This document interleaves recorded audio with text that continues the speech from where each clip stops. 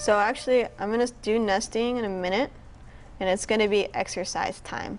So again, we're going to jump right into the exercises. We're going to go to arrays, and this is a little bit longer, so maybe 30 minutes. Let's say 40 minutes. Let's do 40 minutes for this one, and we're going to create our second data structure, which is going to be a collection, which is going to be an array of our animal objects, and that's how we're going to be representing our data for our application for our for e-farming.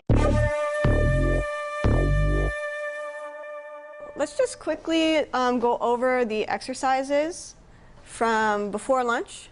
So these are our array exercises where we're practicing creating a data structure for our e-farming application. And this is going to be a collection of our animal users. You can imagine your application, if you have different pages, you'll have perhaps a user profile page. If you think of your Facebook profile, that would be the model or our first object from step 1, the objects portion. And then there's the portion where maybe you have like a browse where you can sort of like browse the different users on your website, or a search function where you would then have a collection of all these different users shown on that page. And so this would be like different scenarios where you'd be using either just a model data structure versus your whole collection, which would be an array of user models. Any questions on sort of just that like general concept of like sort of like how to architect your data in a way that makes sense for the view that that's going to correspond to the situation that you're going to use it?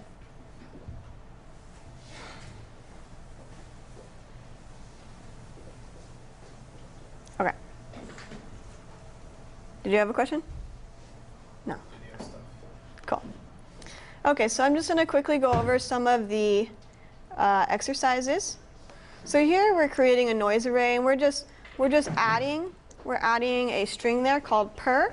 Notice this is just like the object literal notation where we can just add it in there. If we wanted to do 2, we can just say, I don't know,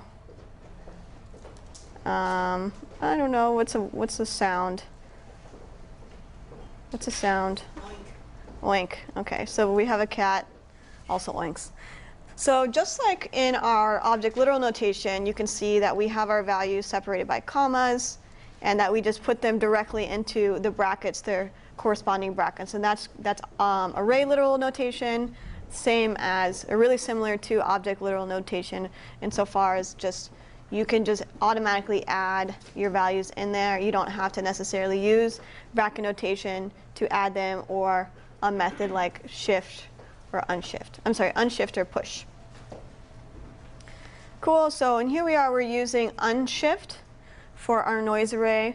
What does this method do? Puts it in the first position? Yeah. So unshift will have your array, and it will put that value at the first position. So everything will be shifted over once, and the 0th would then be whatever you pass.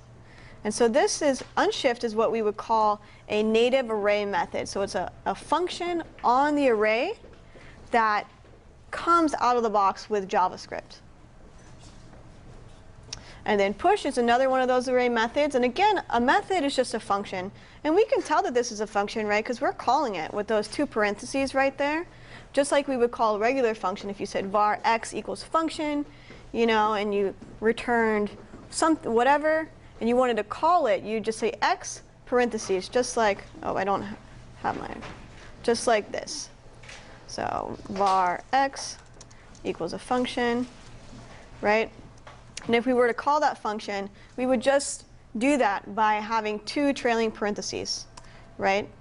And if we said var obj, equals our object, and then we said obj.x, we have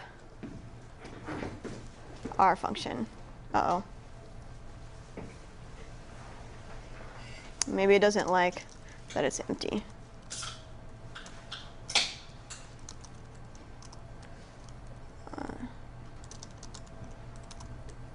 Okay. And so just like we can call x by itself like this, right? We can also just call it on the object the same way. So that's all our array methods are.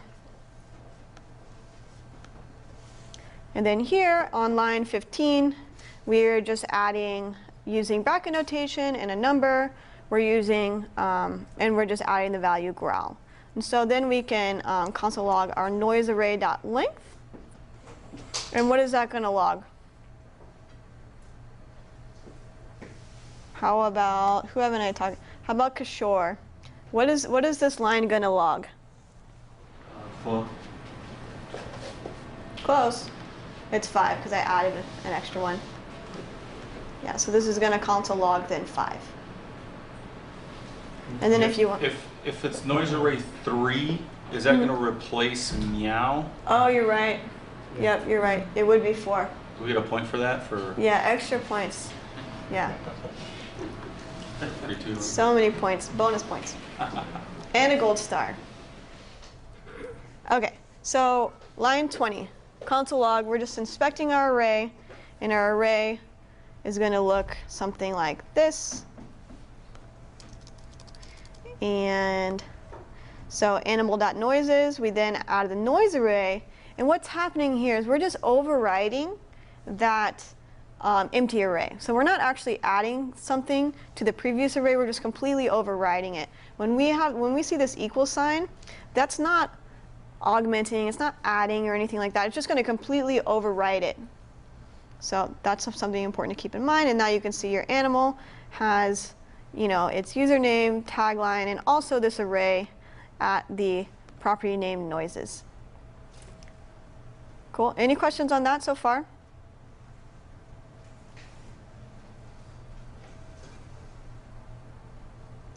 No? Okay.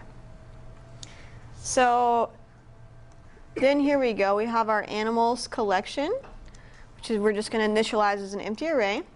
And then what this is going to be is it's going to be an array of animal objects. And so here we have our first animal that we're pushing on, which if you remember is the cat Mittens. And then we're going to take quackers, and we're going to add quackers to where?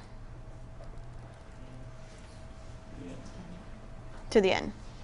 So that's actually, it's going to be the length. So the length is the last index, or is the last index plus 1. So this would be the same as saying array.push, for example.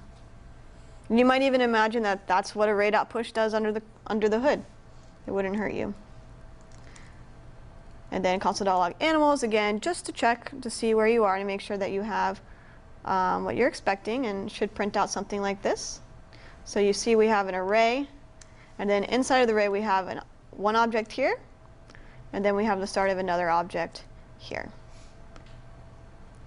And then again we can create our object dog with our, just using object literal notation, and then we can create honey badger, and we're going to be using all dot notation here. And also, then we can use the push method, which can take more than one argument.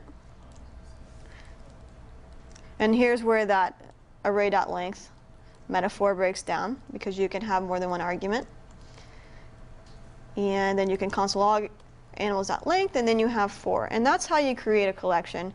And has anyone used Backbone before? A little bit. So this might sound a little bit familiar. I work with a lot of Backbone. And so this is kind of how you can like envision sort of like the models and the collections in Backbone, and also just like general MVC concepts. Cool. Any questions about these exercises before I move on to functions?